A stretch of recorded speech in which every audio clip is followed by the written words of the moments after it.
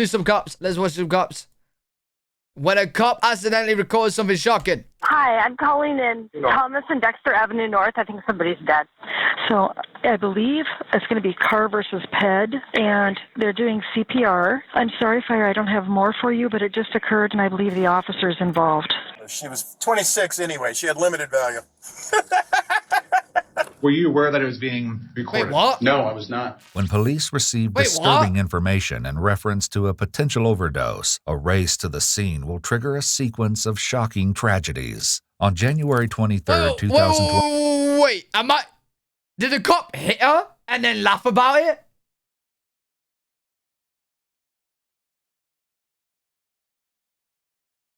Wait, did the cop hit her and then laugh about it? 22 at 8 p.m., Seattle police dispatchers receive a call that will set in motion a night of both madness and scandal. It's hard to think. Okay, that happens. All right, well, just try to relax and think with me. Have Wait, no, he made a joke about her about to hit the wall and then being used to send away. you done cocaine before? It looked like he hit her, though. Okay. Do you think you've overdosed on it? I think so, yes. Okay, so I'm going to get you some help, all right? Okay. So stand by. Can I have your name, please? No.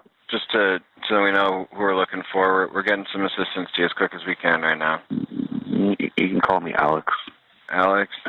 Did you want to give your last name? No, I'm okay. I'm just kind of freaking out right now. First responders and a medic team are quickly dispatched to Alex's location, 6th Street North, downtown. First en route is Officer Kevin Dave, who speeds into action in his single-officer cruiser. A fire and medical team prepare to meet him on 6th Street. Officer Dave swerves his police SUV through downtown traffic, flashing his lights and blasting his siren to warn oncoming traffic and pedestrians. In overdose cases, every moment counts. He's approaching the intersection of Dexter Street and Thomas Street, a two-lane road with a bike lane and a construction site obscuring a portion of the sidewalk from view. Officer Dave speeds through this 25-mile-per-hour zone when the catastrophic happens. Some of the following footage has been redacted out of respect for the victim. Oh, damn, he is gonna hit her. He is gonna hit her.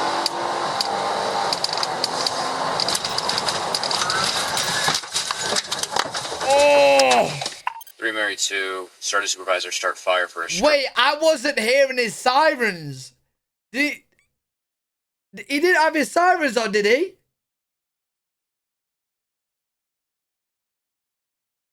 Did he have his sirens on?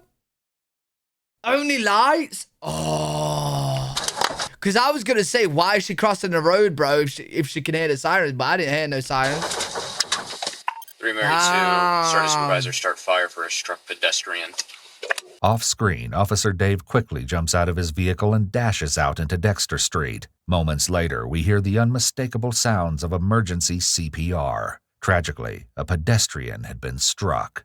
3, 4, 5, 6, 7, 8, 9.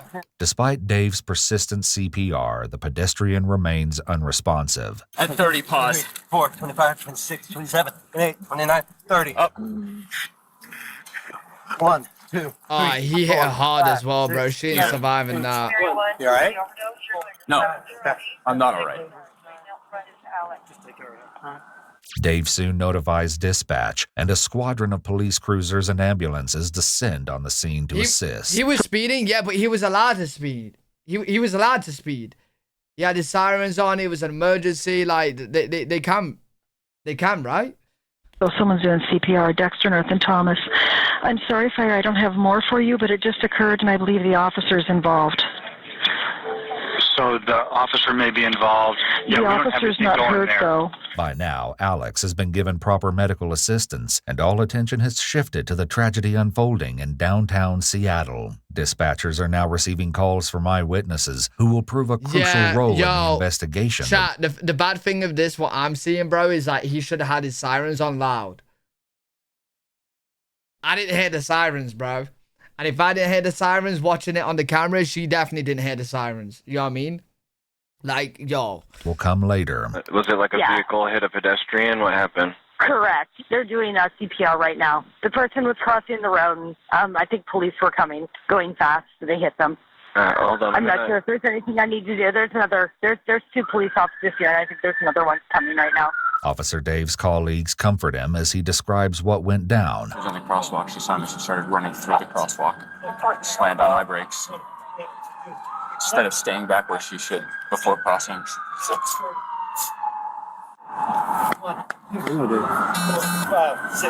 Yo, does this happen a lot, chat?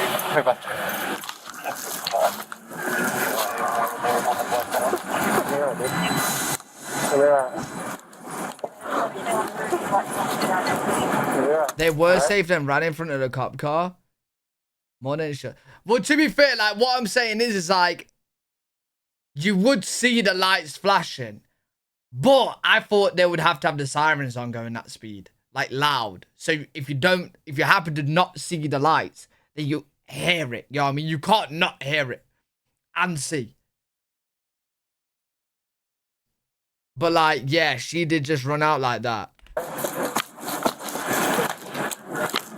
They aren't required to use that. Wait, really? The same cannot be said for the young woman lying unresponsive in the street. A 23-year-old grad student. Despite medics' best attempts, she passes away after being transported to the hospital. Yeah, Dave, you okay? Physically? No medical issue. No medical issues. Okay. I'm not going to ask any questions, but I just don't want you to know that I'm here for you. That we're going to get you everything that you need, okay? Okay? Thanks, LT. All right, man. While the true intentions behind the officer's assertion that he won't ask questions is unknown. Hey, listen, chat. That's why you follow the rules, bro. When crossing a road. What are the rules when you learn when you're a kid? You stop. You look. You listen. That's it. Stop, look, listen. Stop, look, listen, bro. It's possible he's trying to protect Officer Dave. Clearly, body cameras are rolling and documenting the conversation. There are also labor and department policies involved in these types of situations. Some agencies won't allow a responding officer to question an involved officer and require an internal group or external law enforcement agency to do so. Yo, I see it all the time though, chat.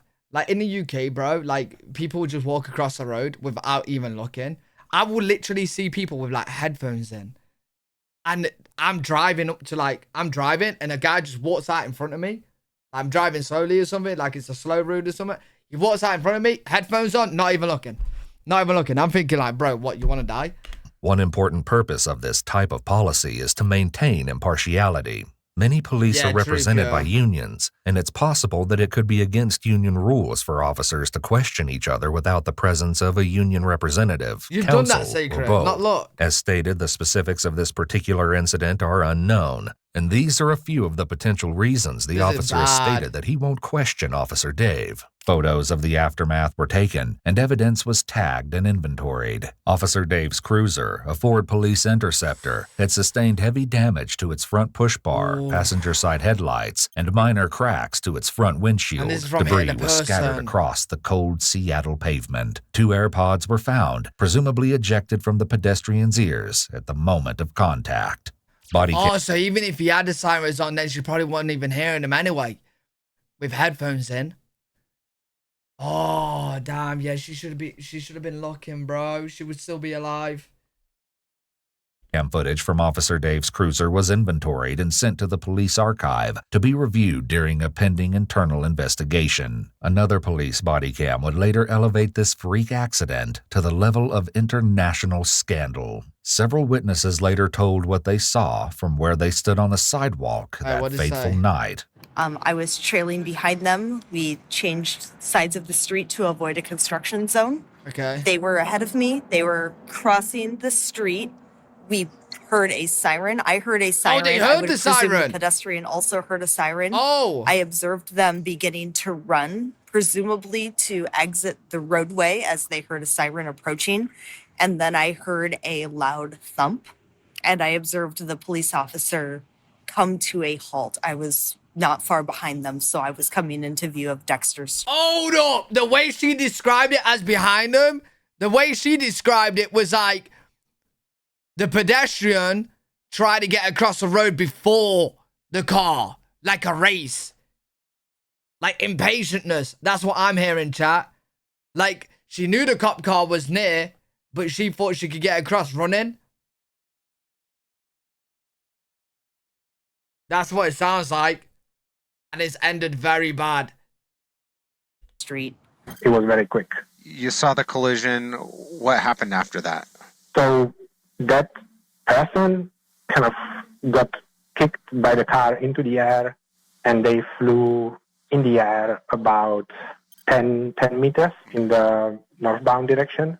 Certain factors were suspected to have contributed to the deadly collision. A construction site leading up the east of Dexter Street significantly obscured driver vision, and a partly see-through metal chain fence led out to the edge of the road. Orange construction barricades also partially obstructed view of the intersection from afar. The pedestrian was evidently already walking outside the crosswalk when Officer Dave began to approach in his cruiser. She was possibly wearing AirPods that could have made hearing police sirens difficult. Later analysis... Oh, man, look. Look. Wearing AirPods that could have made hearing police sirens difficult. Yeah, she was already crossing. But, like, is she... Oh, man.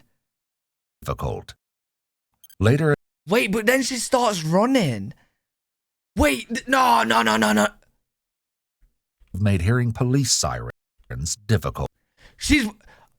wait, this is weird. Wait. No, to me, it looked like she tried beating the cop. Because she's like walking and then runs.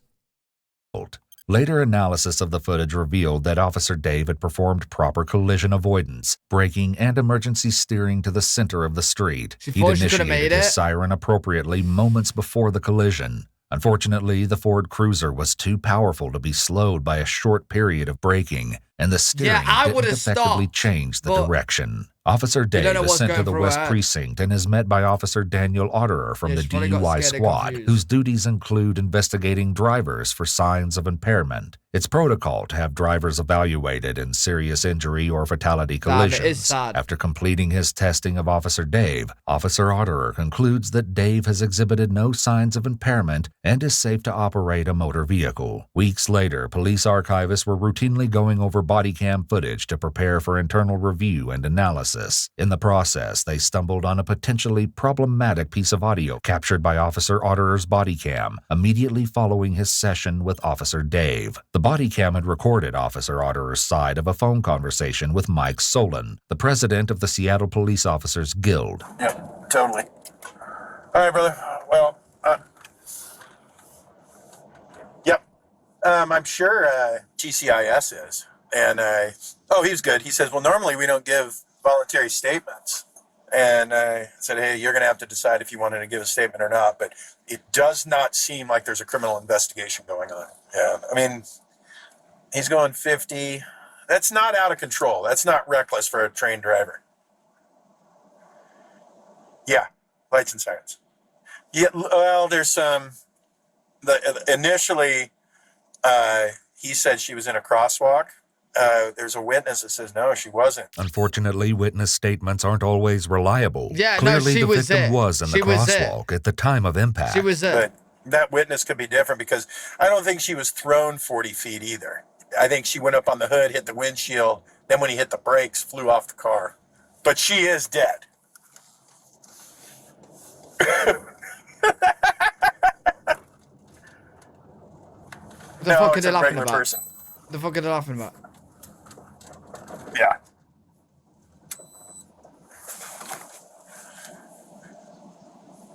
Yeah, just write a check. Just $11,000. She was 26 anyway. She had limited value. Apparently, Daniel was unaware that his body cam was still recording. Through extensive police analysis, it was determined that Officer Dave had been going upwards of 70 miles per hour and that the pedestrian had been flung nearly 140 feet. The body cam video was brought to light. No. I'll be very surprised if he's still a cop. The disrespect. And he's talking to a senior cop? Like someone in charge? Nah, both of them needs to be fired, bro. Limited value. Limited value, bro. Light, allegedly by a leak to the media, and complaints from outraged citizens began pouring in. It turns out that Daniel Otterer's duties went beyond those of the DUI force. He also served as vice president for the Seattle Police Officers Guild. With pressure mounting, the Police Officers Guild issued a press release addressing the alleged misconduct. In it, they claimed that Officer Otterer's comments had been taken out of context. Within days, the office... How is that out of context? He's laughing, saying just write a check for 11,000. She's 26 limited value anyway. How... Bro, that's not out of context. We're hearing what you're saying, bro. The Police Accountability had received a complaint that alleged Officer Otterer had violated department policy. Officer Otterer initially requested a rapid adjudication, a mechanism of the police bureaucracy that would waive a full investigation in exchange for minor discipline. But his request was denied. Officer Otterer and Union President Solon were both promptly brought in to give official statements. They were interviewed by Sergeant Corey George of Seattle's Office of Police Accountability, a police task force that works to ensure professionalism and safeguard against unethical or inappropriate police behavior. Your body-worn video captured a conversation between yourself and Officer Solon. Can you explain the content and context of the phone call? I was finished and I was heading home, and we were talking. Yo, chat, it actually blows my mind how you literally like killed someone. Yeah. Like, fair enough, it being an accident, right? The thing was weird itself, right? The whole situation, right? Accident, right? Whatever. But the disrespect that you got afterwards for killing that person, no sign of guilt. You're a cop, by the way. You're a cop. No sign of guilt. Disrespecting. Bro, that's crazy, bro. That is crazy, bro. Laughing. About, because I had very limited information on scene, so I was telling what I kind of knew at the time, and those details always change during the course of an investigation. Oh wait, a cop that said it was a different officer? What? The cop that said it was a different officer to the cop that hit her? Oh, wait, what?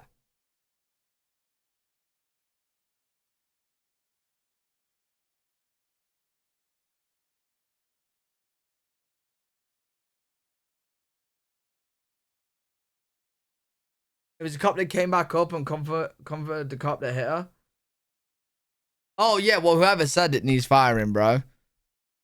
Oh, so it's not the guy that hit her, but still, they both still need firing, because that disrespect is fucking vile. I was finished, and I was heading home. And we were talking about, because I had very limited information on scene, so I was telling what I kind of knew at the time, and those details always change during the course of an investigation. Officer Solon was talking about, what could anybody do? What can anybody say about this? And that was kind of the context of the conversation. I remember earlier in the conversation where we spoke about, boy, it never stops. It's always something happening. We were talking about that. And then this was a conversation about maybe things we knew at the time, and then this is awful. What can attorneys possibly say about that? And that was the end of the conversation. Were you aware that it was being recorded? No, I was not.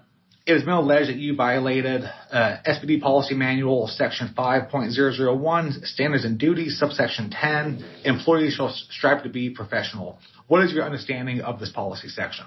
I understand it very well. You don't want to do anything that could potentially diminish trust in the police department, cast doubt on an investigation, or cause a problem where the police department might have to explain something.